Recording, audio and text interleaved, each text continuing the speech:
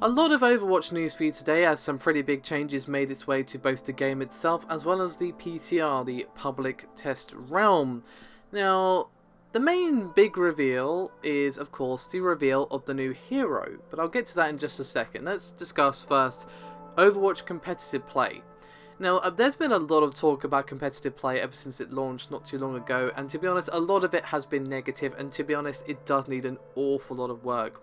I haven't even gotten myself ranked yet because, to be honest, playing as a healer, it just feels like a waste of my time because you're just earning a lot less than your counterparts in the team, it feels like. And it needs a lot of work. It needed more time, to be honest. However, in actual competitive play, Blizzard is going to be forbidding doubling up on heroes, so no hero stacking at all. So one hero so one Pharah, one Tracer, whatever, on competitive play teams. Obviously this does not infect team play, it's only in competitive mode. Now, they also addressed two heroes that needed some work, and one of them is indeed my favourite healer, Zenyatta, and a tank that I've been playing a lot of recently, which is D.Va.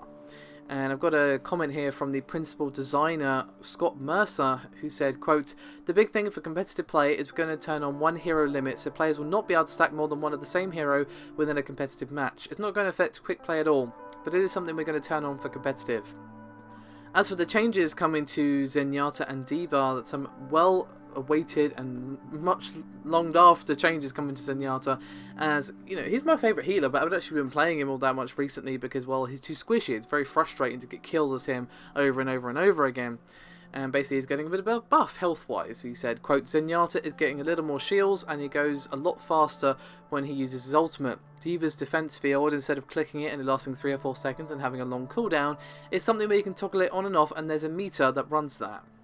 But let's talk a little bit more in detail about the changes to Zenyatta for a second. So basically, he now has 50 health and 150 shields, and the Transcendence ultimate movement speed is doubled, and the healing increased from 200 to 300 health per second. It doesn't stop there, however. His orbs of discord and harmony speeds have also been increased significantly too. So not only does he have a bit more survivability, his ultimate is a bit more useful, and also his main abilities to buff and debuff have also been improved.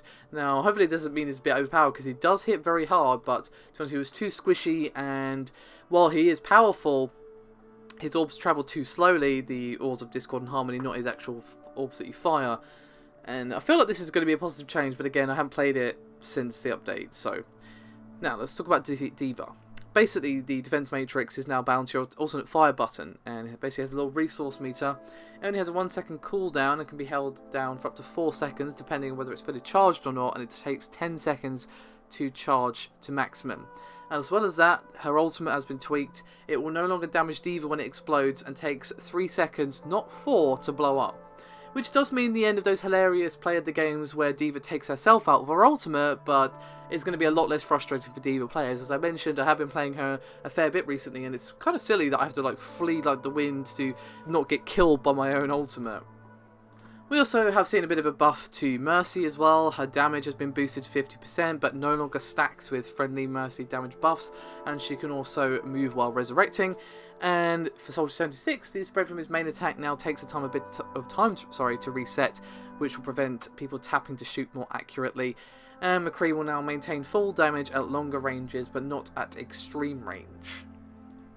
So with all that out of the way, let's finally discuss the new character. She is a support sniper called Ana, or Anna, depending on your pronunciation.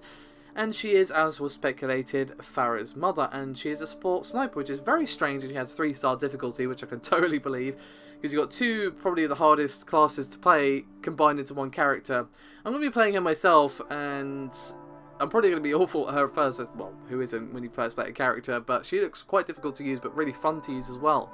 She has a biotic rifle. You basically shoot darts to your teammates to heal, or obviously at enemies to damage. You can obviously zoom in with the scope, and you've got a sleep dart, which does what it says on the tin. You can render an enemy unconscious, however, damaging them will wake them up. And there's a sort of biotic grenade, which is sort of area of effect, and also heals allies in a small area of effect as well. And if you're inside this sort of little bubble that she puts down, or bubble isn't really the best word, but you get what I mean. You have increased healing from all sources. So, for example, let's say you're being healed by a Mercy or Lucio or something, and you're inside this field, the healing from the Mercy or whatever will also be increased, and enemies caught in the blast will also cannot be healed for a few minutes as well. And lastly, she has Nano Boost, which is going to be really interesting. This is going to make her a really versatile hero, and I think she's going to be key for a lot of team compositions coming out. Basically, she can do a combat boost. You can either temporarily move faster, deal more damage, and take less damage from enemy attacks. So it's pretty damn powerful. I can't wait to get stuck in with Ana. She looks very, very cool indeed. I love her outfit, and yeah, it's looking to be cool. We needed a new support, and we got one. Alright, well that's all the news from Overwatch. See you at my next solo play video. Thank you very much for watching. I'll see you next time.